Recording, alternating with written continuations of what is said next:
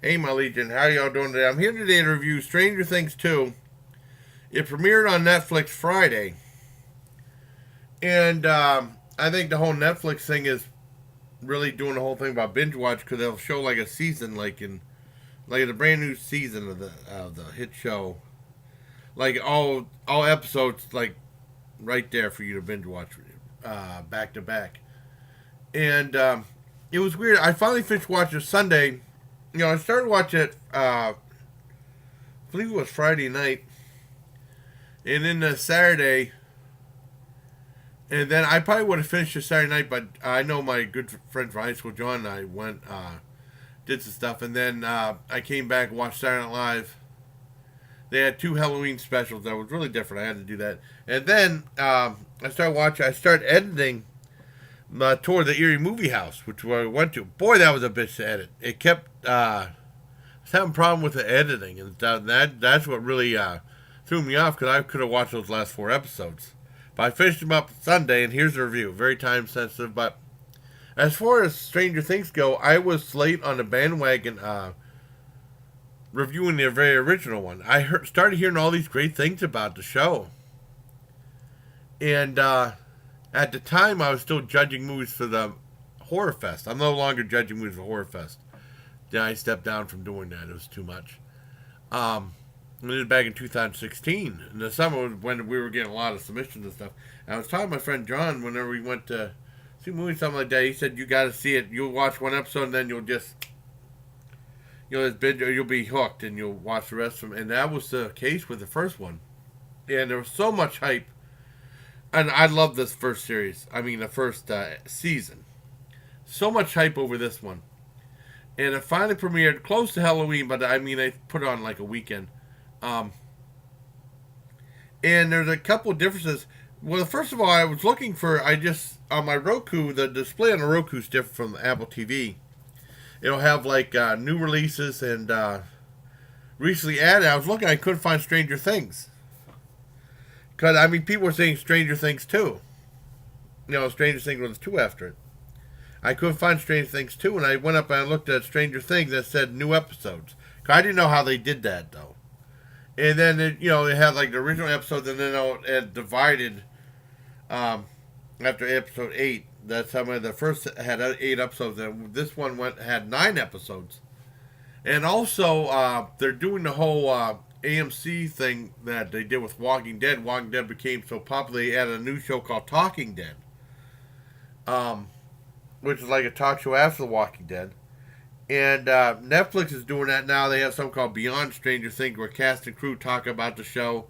They said there's spoilers and stuff, and I sure as heck wasn't going to watch that before watching the show. So I'll probably be doing a review of Beyond Stranger Things as well because I'm a fan. I love the show. And Stranger Things 2 starts out, I remember seeing the trailer for it. And this brings me back to my youth because it's set back in the 80s when Dragon Lair came out.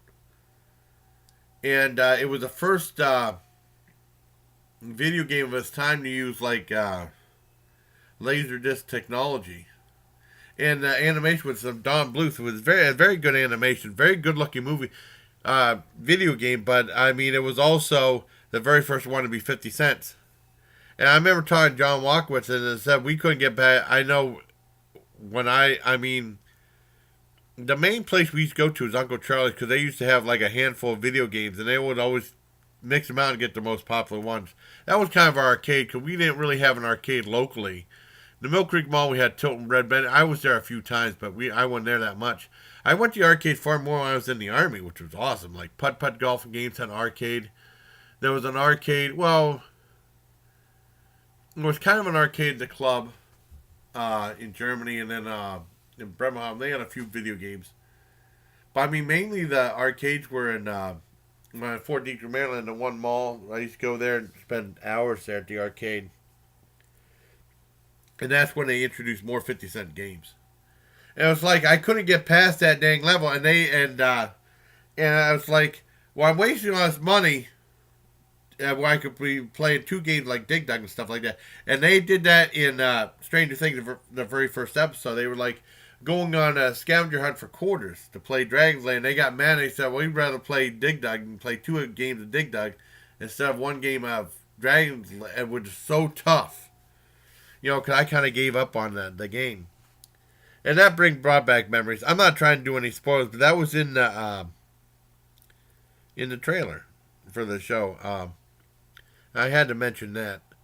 Now, when I first was watching the first episode of the new season, it was like they're going over familiar territory. I was curious to see where it went to, what it was going to. And I just figured it was just retreading familiar material.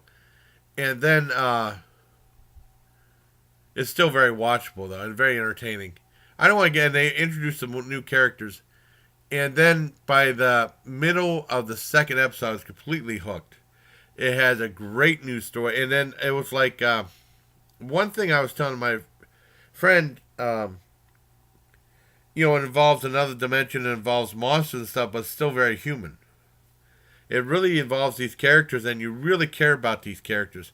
And the weird thing is, on this one, it focuses a lot on Will, because you didn't see Will that much in the first one, because he was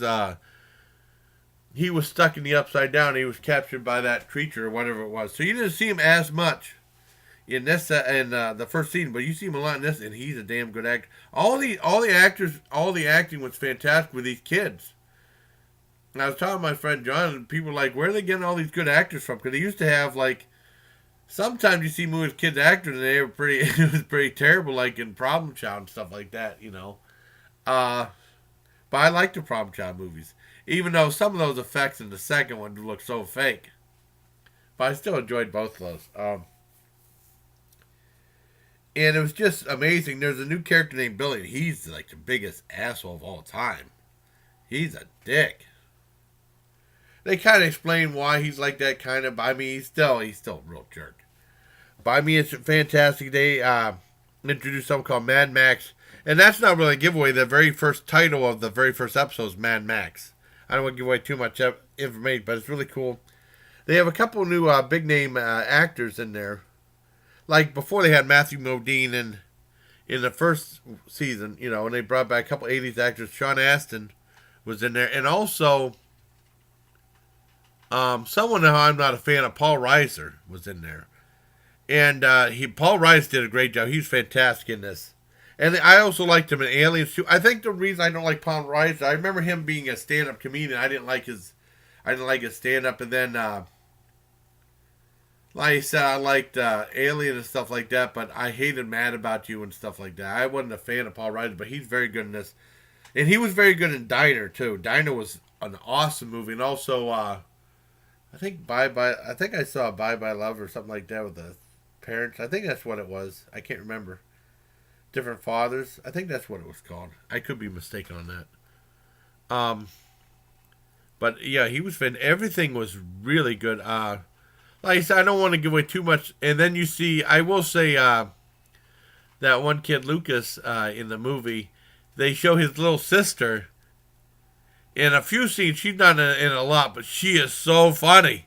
She's awesome. She's so funny. I wish they should do a spin-off of her. She's really good. His little teeny tiny sister is really funny. Very entertaining stuff. Very exciting and suspenseful. I mean, with putting like movies, these shows back to back, so you can watch them all at one time with binge watching and stuff. Stranger Things is definitely like a cliffhanger. I could imagine it being on network TV and then it ends at such a cliffhanger, like, oh, I have to wait another week to see what happens.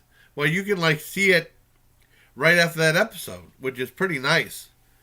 Yeah, I think they got a real good thing going. I love Stranger Things. It still ends with one of the weirdest. You know how they have the outro, the logos and stuff like that, like on like the TV show, you'll see nice hat Harry.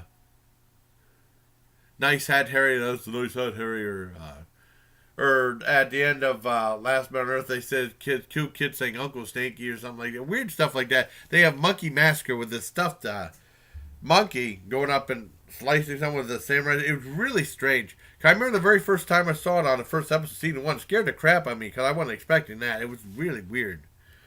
But I mean, everything's so so fantastic. And I will say that it ends with a really brilliant line of dialogue. I mean, all the dialogues, everything's fantastic in the movie. and it does introduce some new things. But I mean, you feel like you're retraying familiar material, and then there's so much more in it, and it's such a compelling and fascinating story. And it's trending. It was trending on Twitter and stuff like that. And I wanted to make sure to get this review in, but boy, I had to edit that Erie Movie House video. I loved it there, but boy, that was a pain in the ass to edit. I finally uploaded it though. I really hope you like this review of Stranger Things 2. I give it a full on 10 out of 10. I can't recommend it enough. I can't say enough good things about it. It's an absolutely incredible film. Season for Netflix. And